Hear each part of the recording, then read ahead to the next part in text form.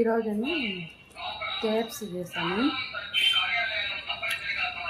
చాలా రోజుల నుంచి మనకు రాదులే ఎందుకు అని కర్రీ చేసేది, చికెన్ ఫ్రై అలా ఫ్రైతో చికెన్ బిర్యానీతో అలా సరిపెట్టేసాను.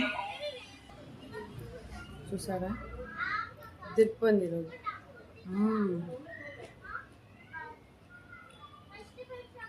చాలా అంటే చాలా బాగుందంట టేస్ట్. నెక్స్ట్ టైం ఇంకా బాగా రుచిగా చేయాలి. చేసింది ఎవరు? హేమ.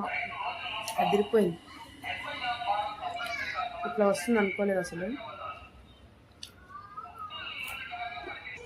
సరే మైని సర్దుకొని తింటే ఉంది చూడు నా సామిరంగా.